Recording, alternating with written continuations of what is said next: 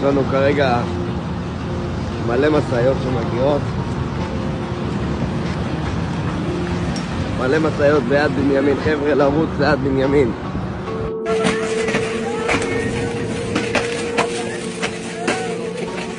הגענו לפה לחסימה, צומת נחושה, לצערנו מסעיות עברו, לא הצלחנו למנוע אותם, אבל כל אחד שהגיע לפה הוא גיבור, ואנחנו ביחד מנצחים את האויב, ויש מחר עוד חסימות ועוד חסימות.